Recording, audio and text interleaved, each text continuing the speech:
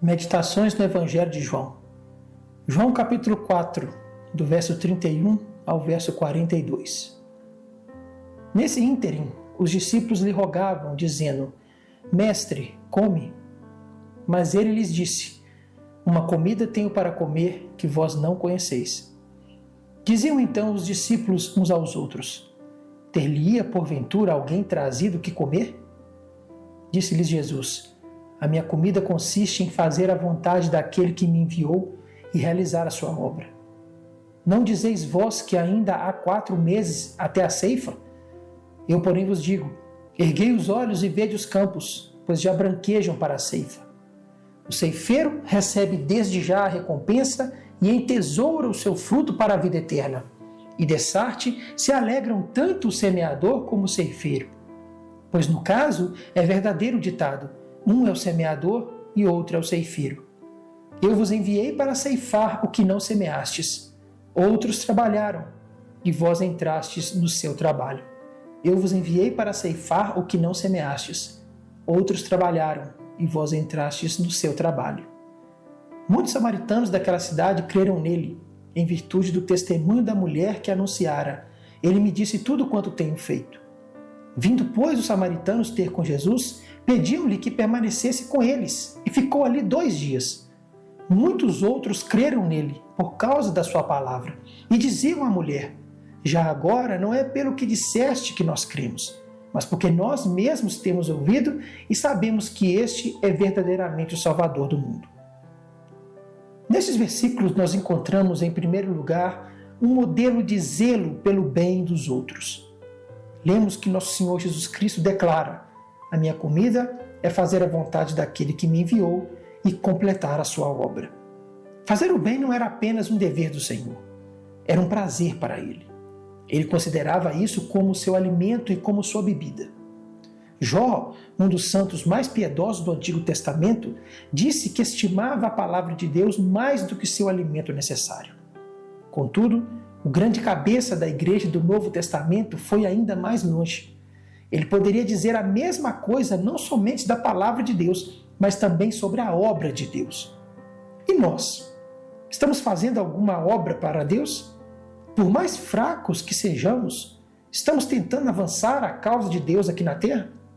Estamos tentando conter o que é mal e promover o que é bom?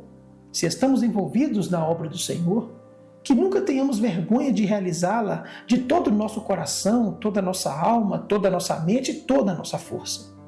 Tudo o que nossas mãos encontrarem para fazer pelas almas dos outros, que possamos fazer com empenho. O mundo pode zombar e ridicularizar, nos chamando de fanáticos. O mundo sabe admirar zelo em qualquer serviço, exceto no serviço de Deus, e sabe elogiar entusiasmo em qualquer assunto, exceto na religião.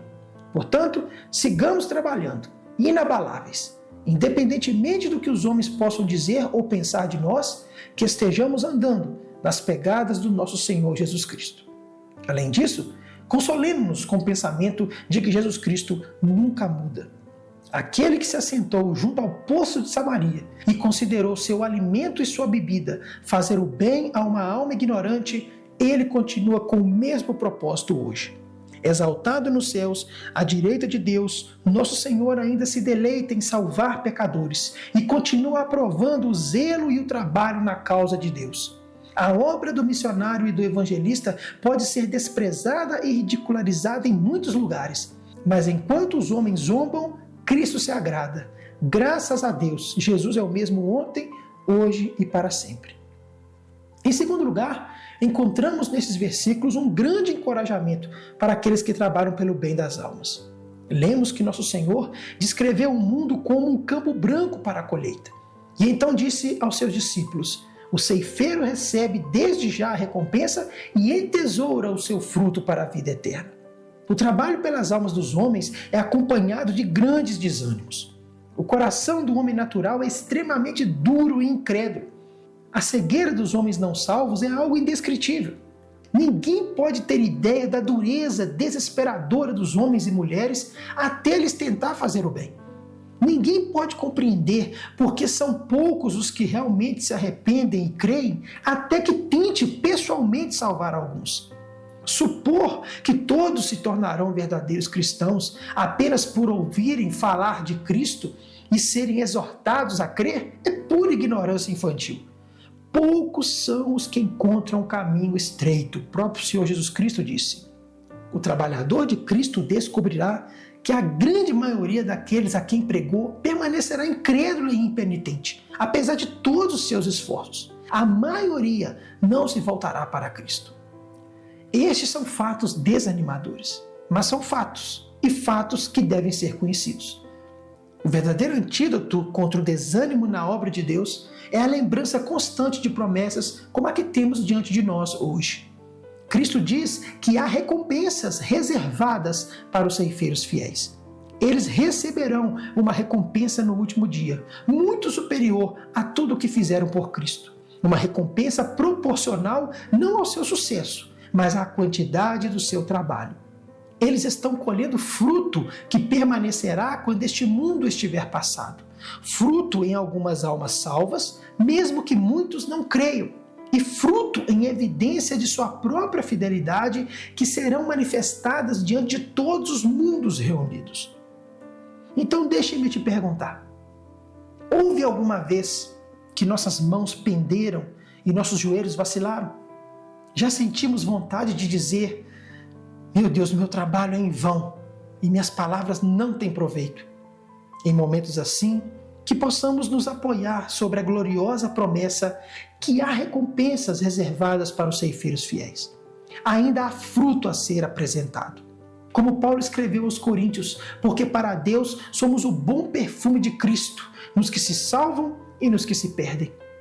Portanto, continuemos a trabalhar. O salmista escreveu que aquele que leva a preciosa semente andando e chorando, voltará, sem dúvida, com alegria, trazendo consigo os seus feixes. Isso está no Salmo 126, versículo 6. Uma única alma salva viverá e valerá mais do que todos os reinos do mundo. Por fim, nesses versículos, nós temos um exemplo das várias maneiras pelas quais os homens são levados a crer em Cristo. Lemos que muitos dos samaritanos creram em Cristo por causa da palavra da mulher. Mas isso não é tudo. Lemos novamente que muitos outros creram nele, se referindo a Cristo, por causa da sua própria palavra. Em resumo, alguns foram convertidos por meio do testemunho da mulher e outros foram convertidos ao ouvirem o próprio Cristo. As palavras de Paulo aos Coríntios nunca devem ser esquecidas. Há diversidade de operações, mas é o mesmo Deus que opera tudo em todos. O caminho pelo qual o Espírito conduz o povo de Deus é sempre o mesmo. Só que os caminhos pelos quais o povo de Deus é levado a entrar, muitas vezes, são muito diferentes. Há aqueles em que a obra da conversão é súbita e instantânea. Há outros em quem ela ocorre de forma lenta, silenciosa e quase imperceptível. Alguns têm seus corações gentilmente abertos, como o coração de Lídia.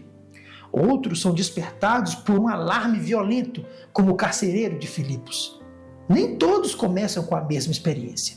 As flechas do Espírito Santo vêm todas da mesma aljava. Só que ele usa, às vezes, uma flecha com uma pessoa, às vezes outra flecha com outra pessoa, segundo a sua soberana vontade. Contudo, no final, todos são levados ao mesmo arrependimento para com Deus, à mesma fé em nosso Senhor Jesus Cristo e à mesma santidade de vida.